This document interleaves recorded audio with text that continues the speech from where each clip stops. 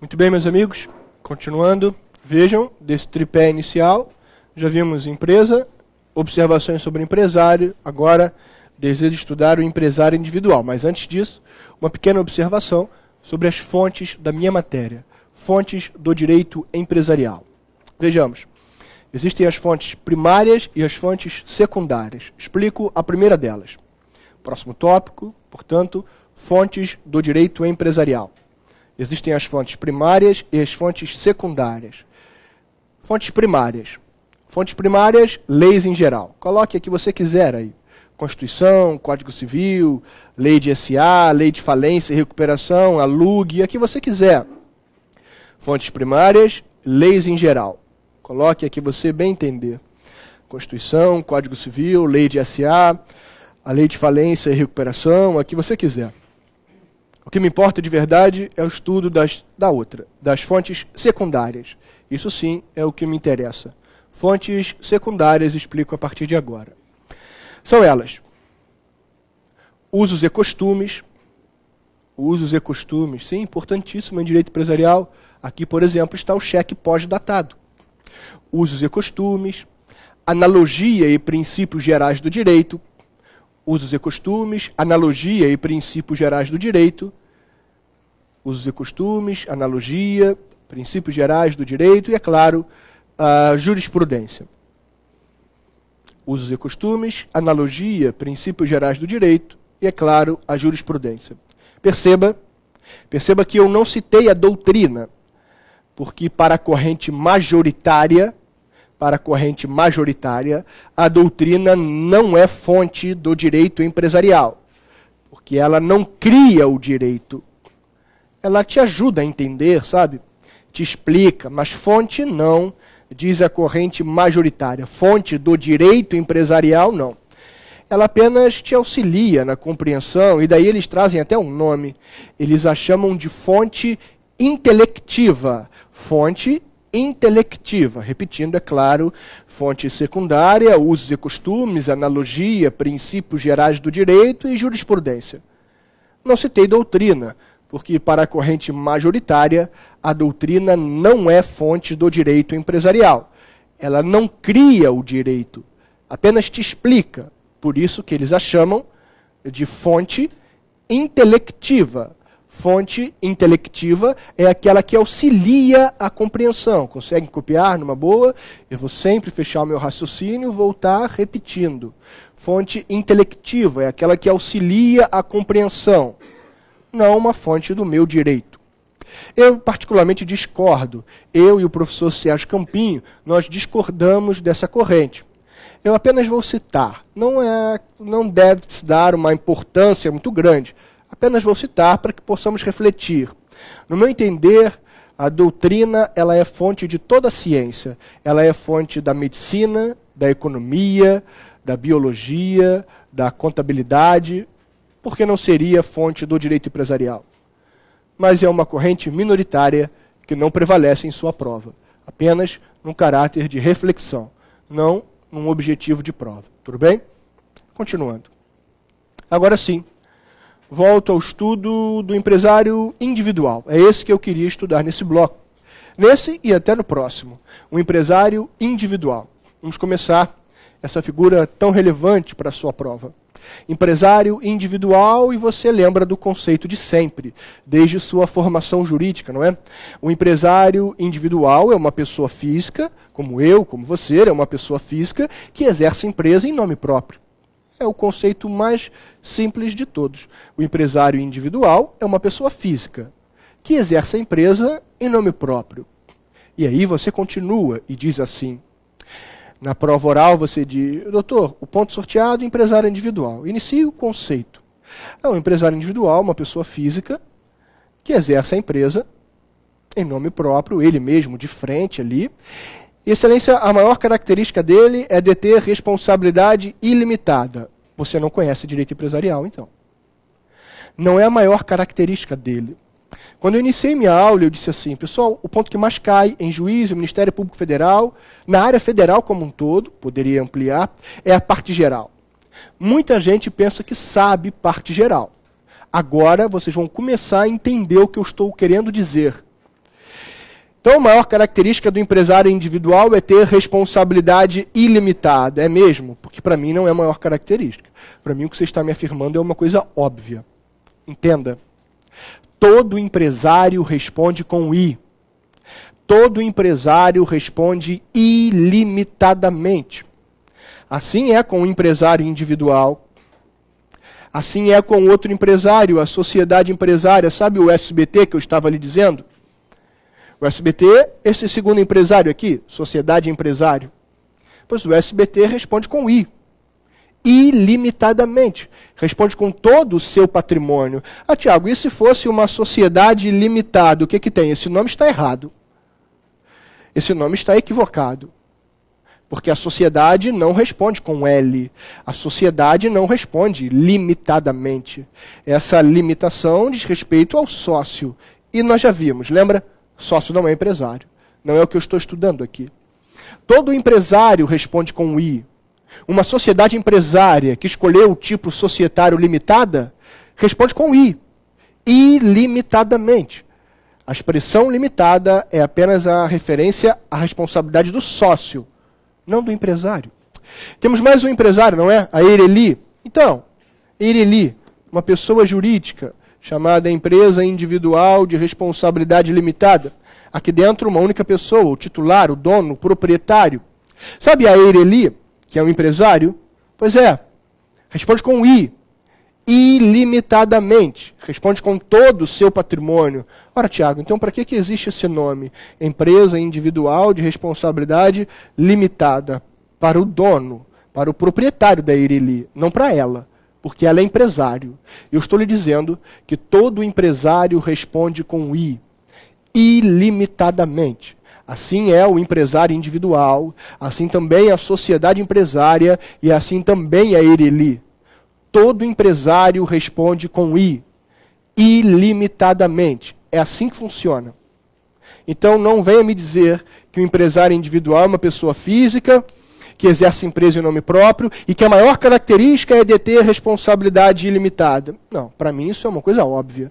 Se o nome dele é empresário, obviamente ele responde com I, ilimitadamente. Que fique claro aos senhores, todo empresário responde com I, seja ele individual, sociedade ou até mesmo a Eireli.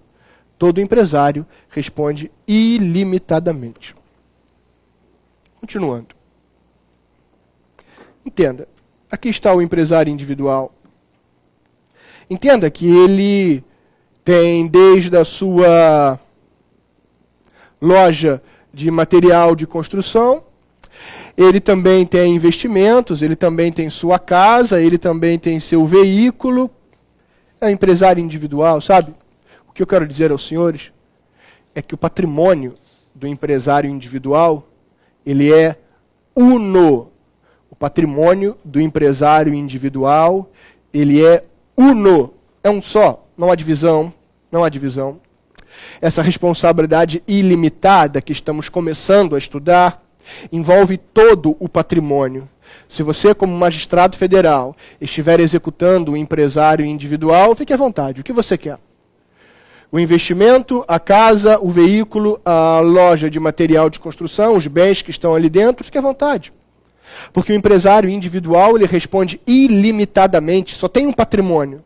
Não importa se é o que ele usa com a família, se é o que ele usa em sua atividade empresarial. O patrimônio do empresário individual, ele é uno. Que isso fique bem claro.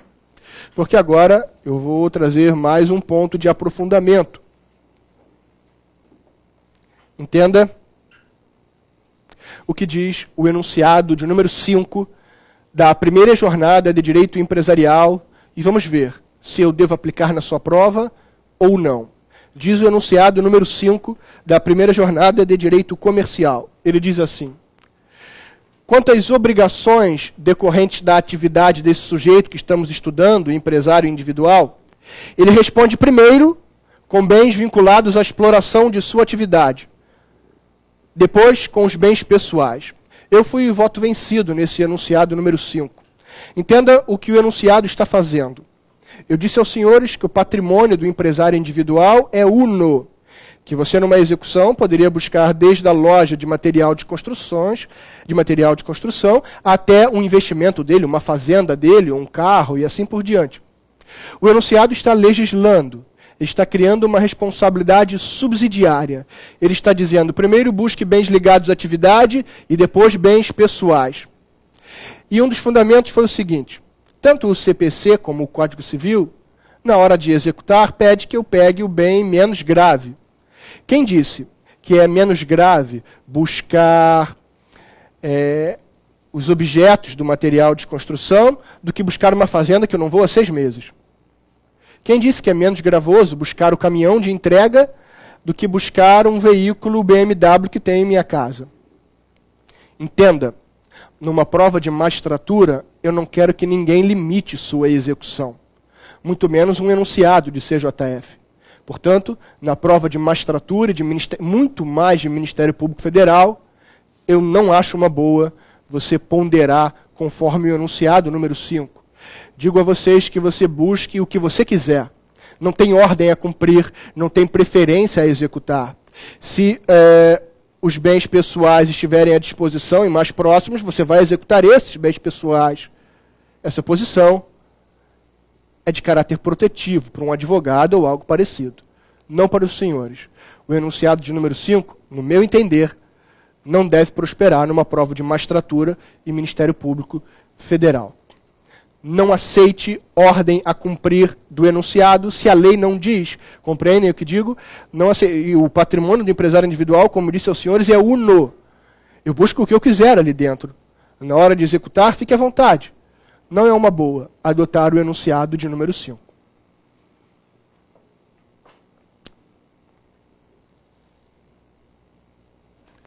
Muito bem, o empresário individual, então, é uma pessoa física que exerce empresa em nome próprio e que, obviamente, detém uma responsabilidade ilimitada. Responsabilidade ilimitada que atinge todo o seu patrimônio. É claro, o patrimônio dele é uno.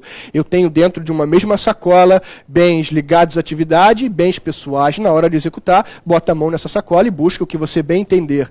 Não é uma boa a adoção do enunciado de número 5. Continuando, empresário individual, agora abordando o seu nome empresarial. Muito bem. Por gentileza, abram aspas, porque eu não posso apenas dizer que o nome empresarial dele é a firma e próximo tópico. Precisamos compreender um pouco mais sobre isso. Então, abre aspas, porque eu falo de um outro tema dentro de empresário individual. E o tema é nome empresarial. Não vou aprofundar, vou explicar apenas uma regra, para que você não precise decorar qual tipo societário adota qual nome, ou qual nome é adotado pelo empresário individual ou pela EIRELI. Não há necessidade. Existe uma regra para isso. Entenda, no Brasil, eu tenho 2 espécies, 2 tipos de nome empresarial. A firma e a denominação. Firma de um lado, denominação do outro.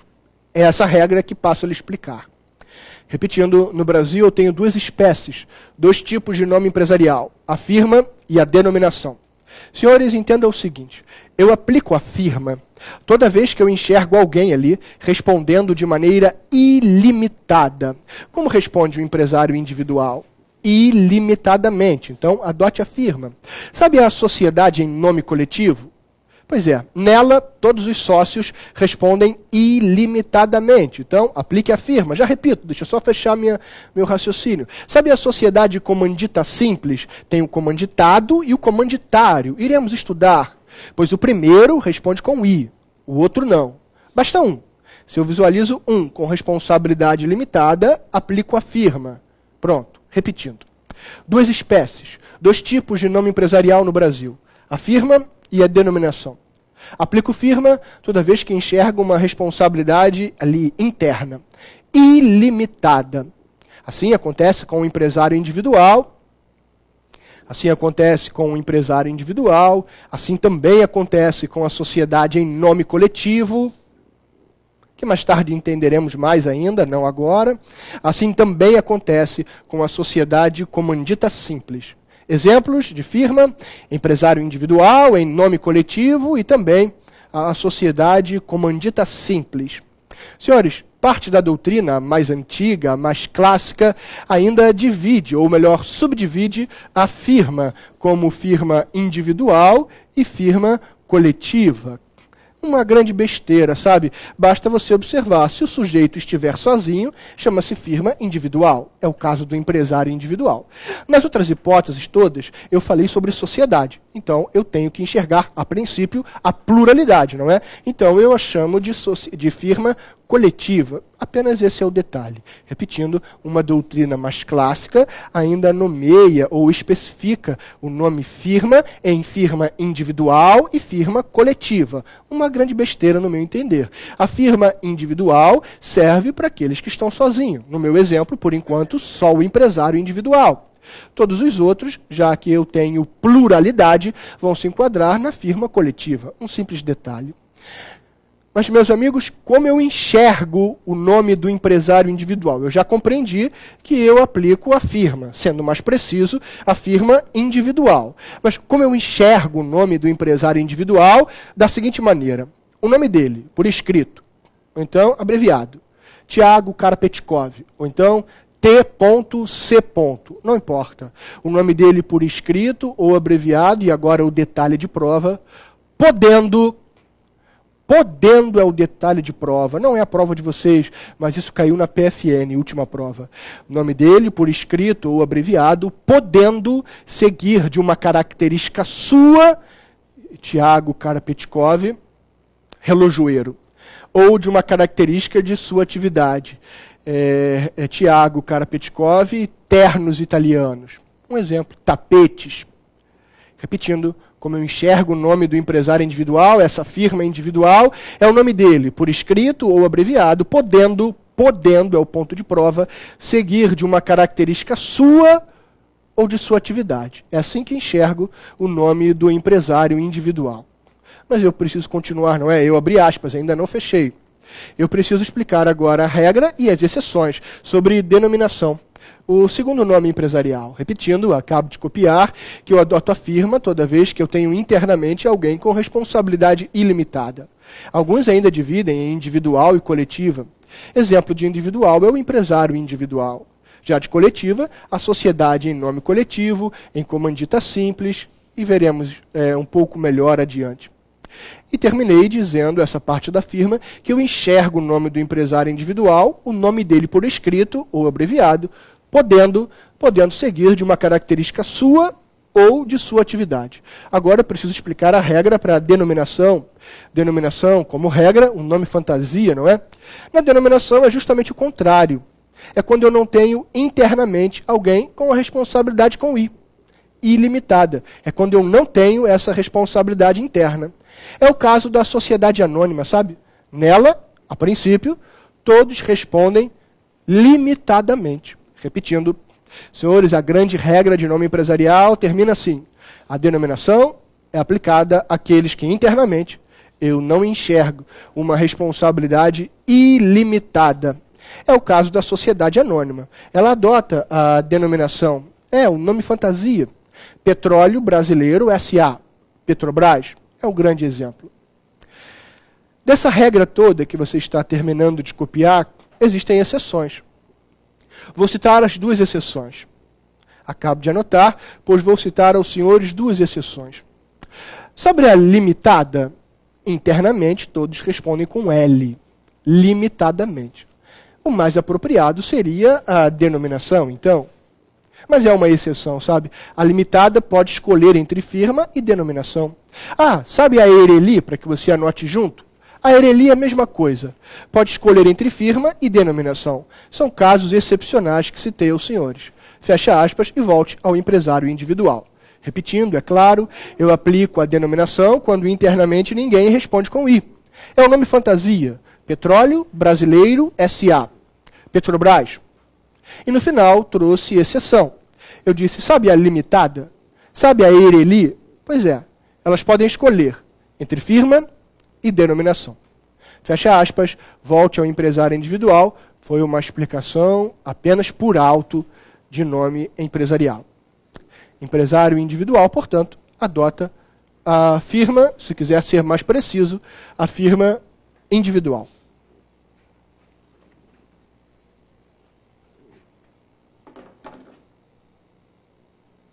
Continuando.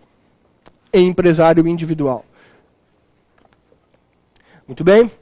Uma pergunta clássica de prova nesse tema, empresário individual, é discutir a natureza jurídica do seu registro. É um tema clássico, antigo, tradicional, mas que mesmo assim se faz presente em provas atuais. Natureza jurídica do registro do empresário individual. Muito bem. Ele vai na junta comercial e diz a primeira corrente. A primeira corrente diz que a natureza ela é declaratória. Antes, explico um detalhe. Durante todas as minhas aulas, eu vou falar sobre natureza jurídica. Eu acho algo extremamente importante. Aqueles que julgam que natureza jurídica é uma besteira desconhecem o mundo jurídico por completo. Se Pontes de Miranda, se Dinamarco, se todos eles aprofundaram, estudaram sobre natureza jurídica. Se um examinador de prova oral com 30 anos de experiência lhe indaga sobre natureza jurídica, é porque é algo extremamente importante. Eu lembro que uma vez eu fui assistir uma aula da professora Tereza Vambier na PUC São Paulo, e foi uma das melhores aulas da minha vida. Ela entrou, eu sou da Fundação Getúlio Vargas, mas nesse dia eu fui assistir na PUC São Paulo. Ela entrou em sala de aula com a sua simplicidade absurda. Ela não sentou, ela continuou de pé, esperou aos poucos aquele barulho da turma diminuir, foi diminuindo, e ela quieta ali. E ela disse assim: meus amigos, hoje vou mudar a vida de vocês. Nós vamos estudar algo que vai realmente mudar o seu intelecto. Hoje nós vamos estudar natureza jurídica. Ela respirou e disse assim: natureza jurídica é o que a coisa é. Boa noite. Foi embora. E aí começou o burburinho na sala de aula. Eu não sei se vocês conseguem compreender o tamanho do ensinamento e da complexidade numa simples expressão como essa. Ela vem e diz: a natureza jurídica é o que a coisa é. E a turma ficou reunida e passou do horário de nossa aula, e a gente foi para um restaurante, continuou conversando e tudo mais. Ela simplesmente construiu uma reflexão que eu posso ficar aqui 2 aulas e eu não vou conseguir fazer isso com vocês. Porque isso demonstra a genialidade de uma pessoa. E essa simples afirmação pode trazer uma reflexão enorme aos senhores, por mais que pareça que não. Mas parecendo que não, saiba que está no caminho da ignorância. É o que a coisa é uma expressão que vai te levar a uma reflexão bem aprofundada. Veja, a natureza jurídica do registro do empresário individual. A primeira corrente, como eu estava dizendo, ela é declaratória. Dizer que a natureza é declaratória, diz a primeira corrente, que quando eu vou à junta comercial realizar o registro, eu apenas estou declarando, publicando, oficializando algo que já poderia acontecer. Porque para ser empresário, lembra? Eu não disse que para ser empresário tem que ir ao registro. Eu disse que para ser empresário tem que exercer a empresa. Ponto. Eu já poderia exercer a empresa. Embora você me chame de irregular. Mas de empresário. Empresário irregular. Mas empresário.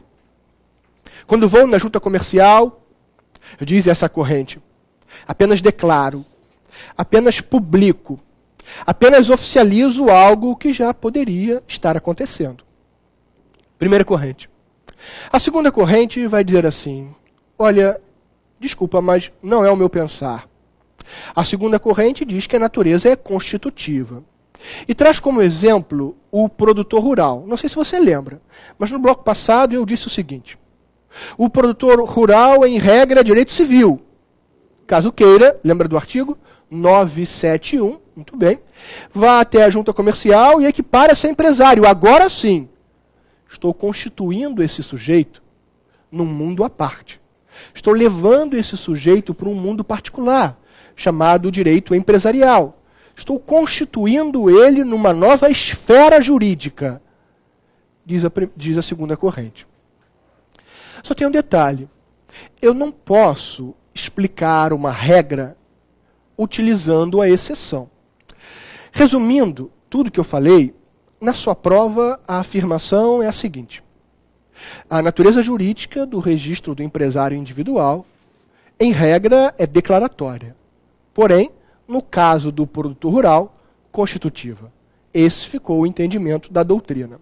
Repetindo, eu junto os dois posicionamentos. Eu digo, a natureza é declaratória, porém, na hipótese do produtor rural, ela é constitutiva. Porém, na hipótese do produtor rural, ela é constitutiva. Muito bem. Vamos refletir ainda mais. Porque todos nós repetimos a mesma frase desde nossa formação jurídica. Que eu pego o contrato social e vou até o registro. Muito bem. E o empresário individual? Ah, Tiago, ele pega o contrato social e vai... É mesmo? Que contrato? Ele contratou com quem? Se ele é sozinho. Que social? Se eu não estou falando de sociedade. Ele contratou com ele mesmo? Tiago Karapetkov promete a Tiago Karapetkov que vai realizar um belo serviço.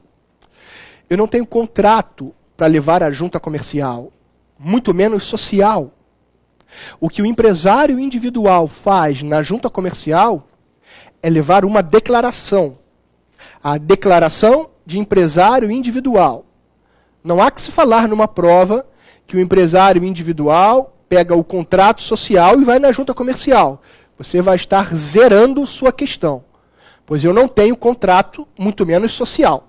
Eu pego a declaração de empresário individual e vou na junta comercial. É o que eu lhe disse, não é? Muita gente não percebe o quanto devo aprofundar em parte geral. Enquanto são os mínimos detalhes que você deve prestar atenção.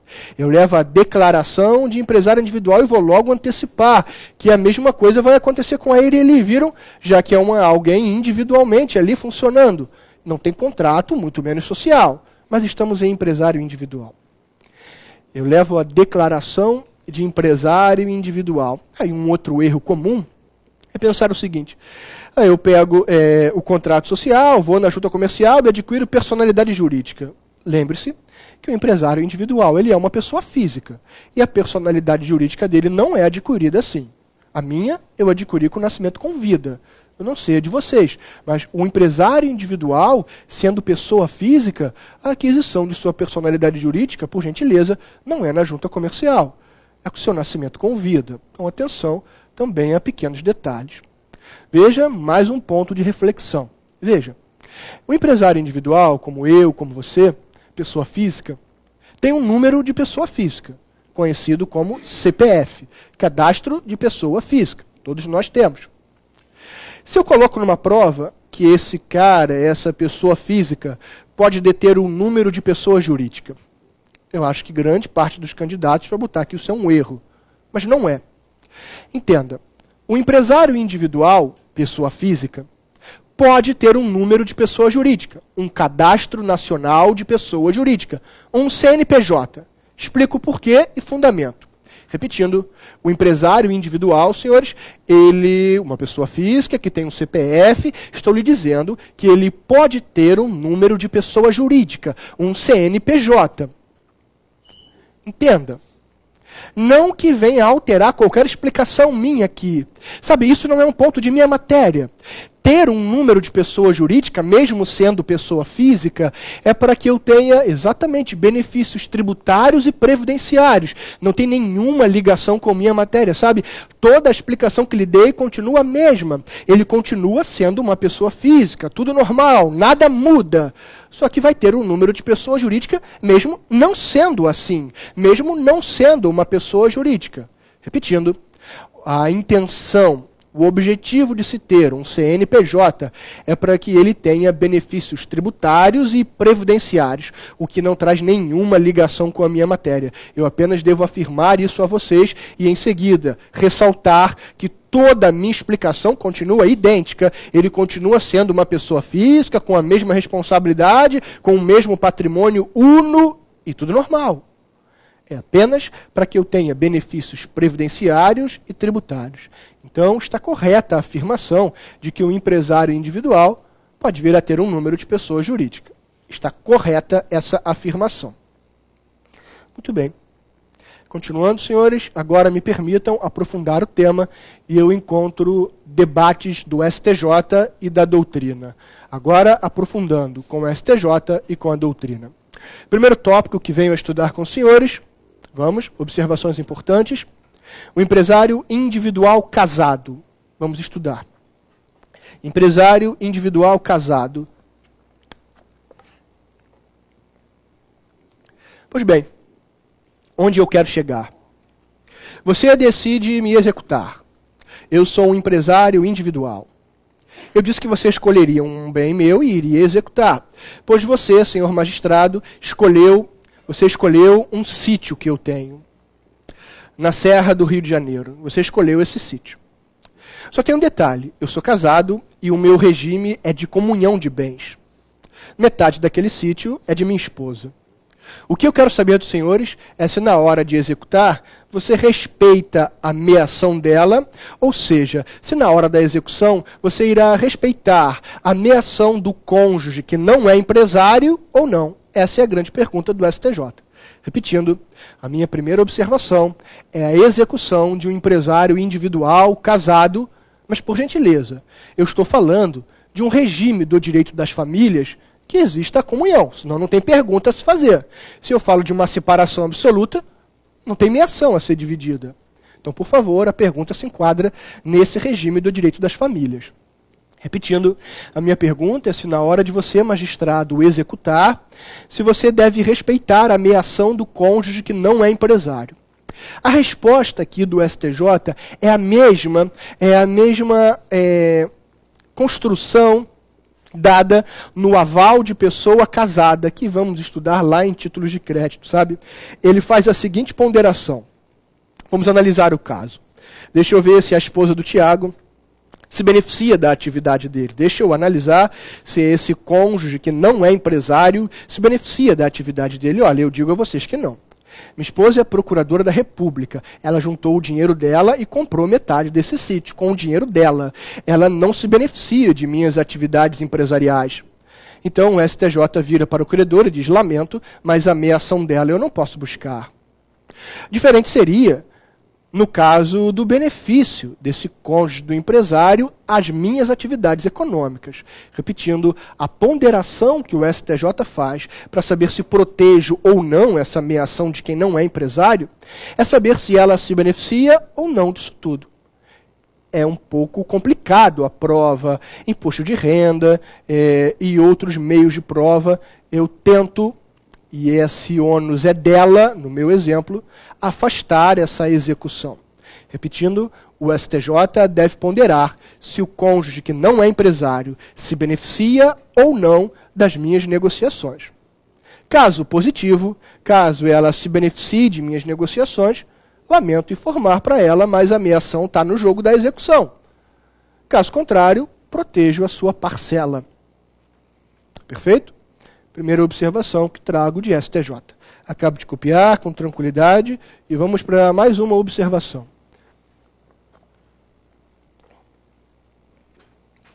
Hipoteca em bem de família.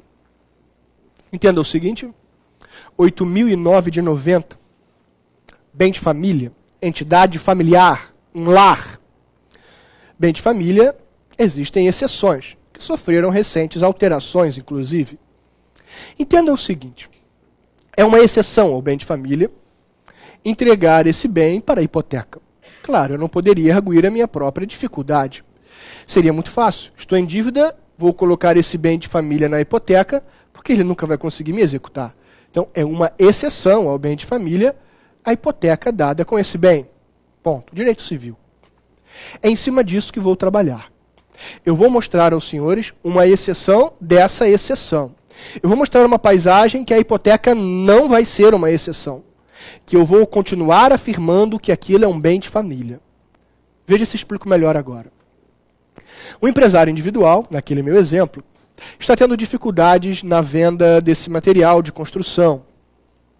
E ele, por motivos de sua atividade, está endividado e coloca a sua casa, onde mora com a família, hipoteca essa casa.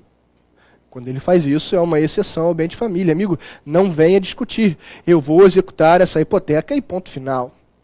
Agora veja uma exceção. O STJ diz o seguinte, quando o empresário individual dá em hipoteca o bem de família por dívidas de sua atividade, sem a anuência ou até mesmo o conhecimento de seus familiares, desculpa, mas eu não considero isso uma exceção. Eu mantenho como bem de família e ponto final. Repetindo, é claro, imagine a seguinte paisagem. Um empresário individual dessa loja de material de construções que estávamos conversando está em complicações financeiras e hipoteca a casa que mora com a família. Hipoteca não tem proteção do bem de família, diz o direito civil. Mas nesse caso vai ter. Diz o STJ que quando o empresário individual, veja suas anotações, eu vou sempre repetir, diz o STJ que quando o empresário individual hipoteca o bem de família por dívidas da sua atividade, quando o empresário individual hipoteca o bem de família por dívidas de sua atividade, sem a anuência ou até mesmo o conhecimento de seus familiares, eu mantenho a proteção a esse bem. Eu priorizo a família, diz o STJ. Esqueça, então, nesse caso, a exceção da 8.009 de 90. Repetindo, quando o empresário individual coloca o bem de família, hipoteca o bem de família por dívidas de sua atividade, sem a sua família ter conhecimento ou anuir, lamento informar aos credores, mas isso ainda assim é bem de família. Tenha cuidado na hora de receber uma hipoteca de um empresário individual, ora, pensar no anuência dos familiares. Eu sei que tem um credor de um lado, mas eu tenho uma família do outro. E o STJ prioriza a família.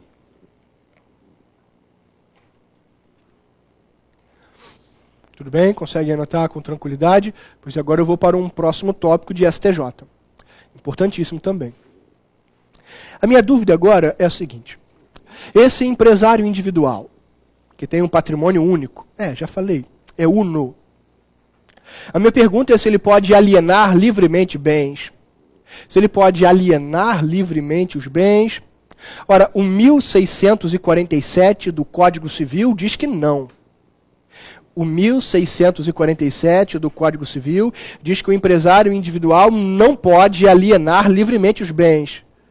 Ele tem que pedir autorização ao cônjuge. Você entende que isso torna a minha vida muito difícil? Torna o direito empresarial quase que impossível. Imagina, toda vez que eu for vender um material da minha loja de construção, porque a propriedade é una, eu vou ter que pedir autorização a ela. Vai ficar algo impossível. O mundo empresarial é dinâmico. A todo momento eu tenho ali a venda, a compra, é assim que acontece. Por isso que nós temos uma exceção. Ao 1647, o 1647 diz que o empresário individual não pode alienar livremente os bens, o que tornaria minha atividade um tanto complicada. Então eu tenho uma exceção a isso tudo, que é o artigo 978 do Código Civil. O artigo 978 do Código Civil vai ponderar e vai aliviar a minha área empresarial. Ele vai dizer assim, pera lá, é impossível então uma área empresarial nesse sentido. Vamos com calma. Diz o 978 que os bens ligados à atividade não precisam de autorização. O 978 diz que os bens móveis ligados à atividade não precisam dessa autorização. A jurisprudência foi aos poucos expandindo o 978 e dizendo que não só para bens móveis, mas também para bens imóveis. Eu não precisaria dessa autorização. Faz parte do mundo empresarial, sabe? Os bens em geral do direito empresarial, da atividade empresarial, poderiam ser alienados livremente. Diz o 978, e até então, numa interpretação extensiva da jurisprudência, abrangendo todos os bens. Agora vamos ponderar. Vejam o enunciado de número 58 da última jornada de direito comercial, da segunda jornada de direito comercial. Eu participei como relator desse enunciado, mesmo não estando satisfeito com o entendimento.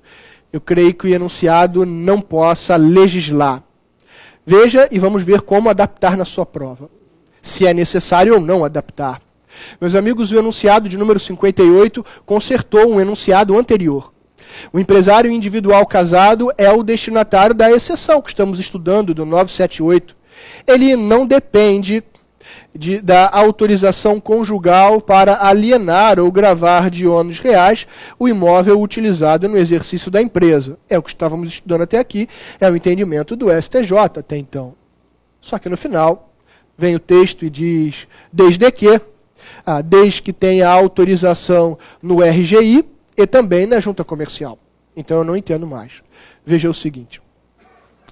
O 1647, uma lei, diz que eu preciso de autorização. O 978, uma lei, um artigo da lei, diz que eu não preciso para bens ligados à atividade. E aí vem um enunciado e diz agora que eu preciso. Isso gera um desconforto na doutrina. Meu nome está aqui, fui eu que fiz, que ajudei nesse texto, embora discordo. Mas entenda, vamos ver como eu devo aplicar isso em sua prova ou não.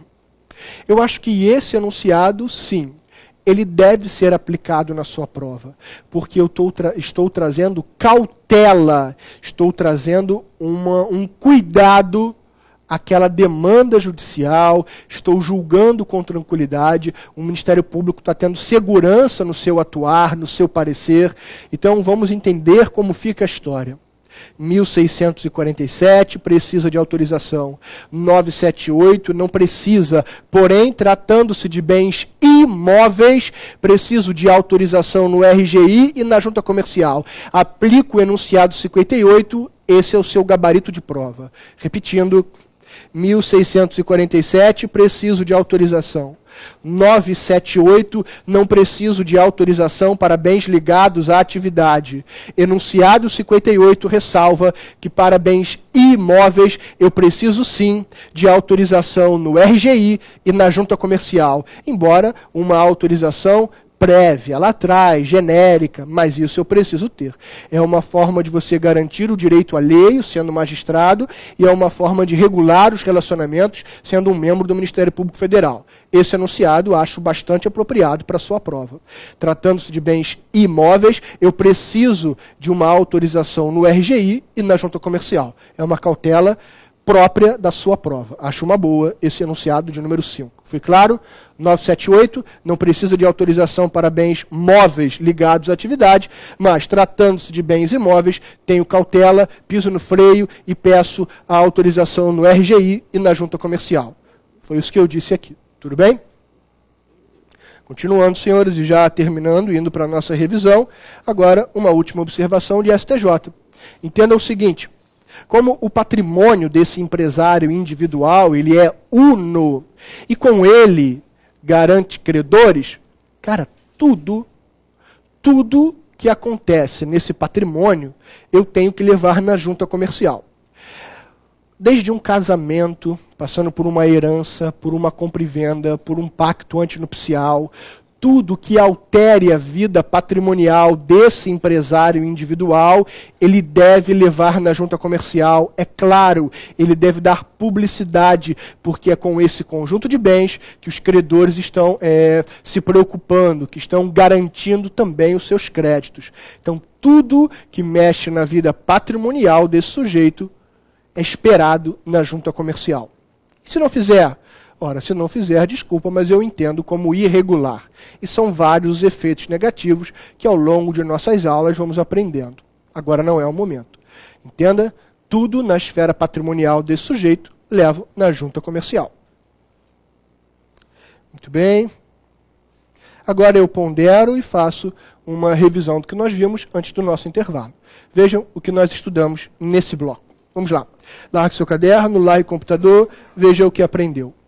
Meus amigos, nesse bloco eu iniciei falando das fontes do direito empresarial, as fontes primárias e as secundárias. Primárias, legislação em geral, a que você quiser. Secundária, usos e costumes, analogia, princípios gerais do direito e jurisprudência. Lembra? Deixei a doutrina de fora. Importante é saber fundamentar, não apenas lembrar isso.